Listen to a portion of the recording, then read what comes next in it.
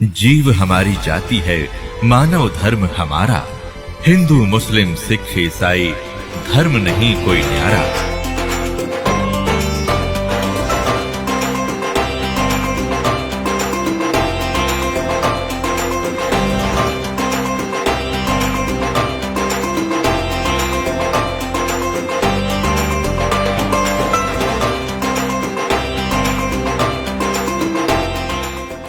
पुण्यात्माओं, गीता ज्ञान दाता अपनी सतीथि बताता है अर्जुन चौथे अध्याय के 5वें और 9वें श्लोक में, दूसरे अध्याय के 12वें श्लोक में, 10वें अध्याय के गीता जी के दूसरे श्लोक में कि अर्जुन तेरे और मेरे बहुत जन्म हो चुके हैं, तू नहीं जानता मैं जानता।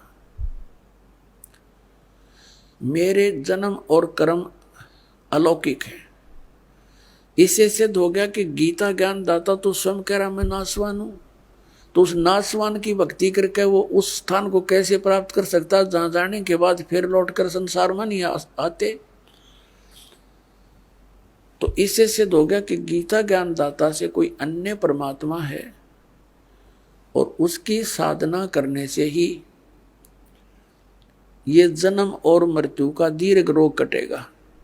और जब तक जन्म और मृत्यु का रोग नहीं कटेगा तो हम सुखी नहीं हो सकते। मोक्ष, हमारा मोक्ष नहीं हो सकता। हम यहाँ बंधन में बंधे हुए कर्मों के बंधन से, और सतलोक में जाने के बाद हमारे ऊपर किसी प्रकार का कोई दबाव नहीं। अपनात्माओं, जैसे ये अन्य संत बताते हैं कि परमात्मा वहां निराकार है, सतलोक में प्रकाश ही प्रकाश है, फिर हम टिंडे लाएंगे उस प्रकाश में, क्या करेंगे जाके भाई? उसमें डूब कर मर जाएंगे। वहाँ कुछ एक आध सिर फिराने का वो बूंद सी घूमती है प्रकाश में, महात्माएं वहाँ मौज मारती हैं। बूंदा ने के मौज हो बता, उस मछली घूमे आकर जल में धके खाती अंडे। वहाँ जैसी ये सृष्टि है एज इट इज है वहाँ पर, लेकिन उनका मटेरियल नाशवान नहीं है। शरीर जो है प्रत्येक नर नारी का अमर शरीर है, युवा शरीर है, कभी वृद्ध नहीं होते, कोई रोग नहीं, किसी चीज का अभाव नहीं। अब यहाँ क्या करते हैं हम, जिसके पास थोड़े से पैसे हो जाएं, बच्चों की हो जाएं छुट्टियां, फिर धक्के खान जाएंगे हम शिमला और कुल्लू और मनाली में सैर सपट्टे करने के लिए। और वहाँ कितने दिन रहेंगे? 5-4 दिन के बाद जेब खत्म हो जाए, फिर वापस वहीं आकर के सारा दिन उसी गर्मी में फिर रहना। तो हम इन सैर सपट्टियां वहां करा करांगे सतलोक में, कभी ना कोई काम करना, ना मृत्यु होनी, ना बुढ़ा वृद्ध अवस्था नहीं, ना राग द्वेष कति नाम मात्र का नहीं है। पर अपना आत्मा यहाँ तो ना जाने कितना अच्छा आदमी दिखता और के बिजली डाल दे 1 मिनट में घर के ऊपर, परिवार सदस्य के कोई मुकदमाएं कर दे, कोई और पैसे लेकर ना दे, खेचा तानी लट्ठम लट्ठा मुकदमेबाजी। तो वहां ऐसा कुछ नहीं है। और पुण्यात्माओं, यहाँ देख लो आप, हम बूढ़े ना हो और मौत ना हो, चाहे हमारा कितना दुख आ जाओ कोई प्रॉब्लम नहीं। हम तो क्यों कति आदत आदि बन गया इसके साथ खेचम खेचा रहने के, तो वहाँ तो कोई दुख भी नहीं, तो वहाँ की रुचि बनेगी आपकी। अब यहाँ तो डेथ होनी है, यह तो आप पल्ला गांठ मार लो, आप ना समझ में आओ तो भी तो होनी है, ये तो अंडरस्टूड है, सबने मालूम है। और फिर यहाँ जिस कोठी और बंगले और पुत्र और पुत्रियों को, इन कारों को आप अपना मान रहे हो, ये आपकी कहाँ है?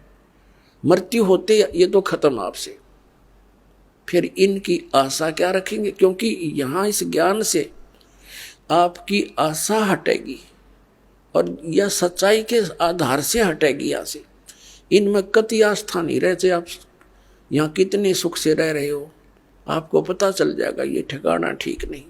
तो फिर हम क्यों ना रुचि, फिर यहाँ से आशा हटेगी तो वहां लगेगी। और जहाँ आशा तहाँ वासा हुई, मन कर्म वचन सुमरियो सोई, तो उसमें रुचि बनेगी आपकी।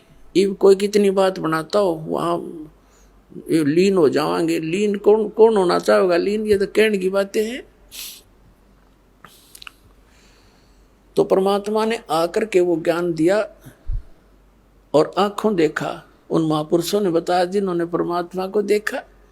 वहां से वापस आके बताया कि लेकिन उन्होंने ऐसे कोड वर्डों में लिखा है, वो जनसाधारण को समझ नहीं सकता। उसके लिए टीचर की आवश्यकता छोड़ गए भगवान कबीर साहब कि गुरु बिन माला फेरते, गुरु बिन देते दाने, गुरु बिन दोनों निष्फल हैं चाहे पूछो वेद पुराण। गुरु बिन वेद पढ़े जो प्राणी, समझे न सार रहे अज्ञानी। गुरु बिन काहू न पाया ज्ञाना, जो थो था बुस छड़े मूड किसाना। तो गुरु के को इतना महत्व इसलिए दिया कि वो ऐसे कोड वर्डों में लिख गए परमात्मा कबीर साहब अपनी वाणी को लिखवा गए कि कबीर पंथी नहीं समझ सके, क्योंकि काल ने कहा था कि तेरे नाम से मैं 12 पंथ चलाऊंगा, 12 पंथ करूं मैं साजा, नाम तुम्हारा ले करूं आवाजा। 12 पंथ नाम जो ले ही, हमरे मुख में आन समोई। और अनेक पंथ चलाऊं, या विद जीवों को भरमाऊं। जाओ जोग जीत संसारा, जीव न माने कहा तुम्हारा। जीव तुम्हारा कहा न माने, हमारी ओढ़ हो बाद बखाने। अब ये कबीर पंथी नहीं समझ सके परमात्मा की महिमा को, और कबीर सागर न पढ़ रहे, ये कबीर वाणी पढ़ रहे, न तो पीढ़ी की पीढ़ी चलेगी इनकी 600 साल में, और ये कख नहीं समझ सके सतलोक और सतपुरुष के बारे में। इसलिए आदरणीय धर्मदास साहिब जी से परमात्मा ने कहा था, धर्मदास मेरी लाख दुहाई, ये मूल ज्ञान की तरह बाहर ना जाए। मूल ज्ञान बाहर जो पढ़ी, या बिचली पीढ़ी हंस नहीं तरही।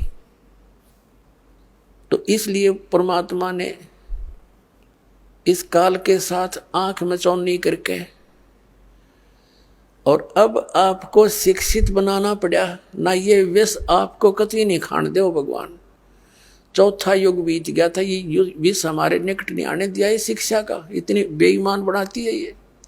लेकिन अब काल ने कहा था उनको इतना गिरा दूंगा, नकली पंथ अपने नाम से, तेरे नाम तो कबीर नाम से पंथ चलवा दूंगा हैं। और कबीर कबीर सदगुरु है, कबीर साहब हैं, हम कबीर पंथी हैं, गीत गाया करेंगे। उनके पास मंत्र वो है नहीं जिससे मोक्ष होगा, तो मेरे मुंह में फंसे रहेंगे।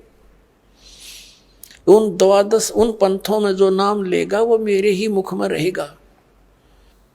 अब परमात्मा ने दया करी, पुण्यात्माओं, इस दास को भेज दिया अपना रिप्रेजेंटेटिव बना के, और वो बुद्धि दे दी उस दास को परमात्मा ने, कबीर जी ने अपने द्वारा लिखे हुए उन कोड वर्डों को अब इस दास के द्वारा सार्वजनिक करा रहा आपके सामने।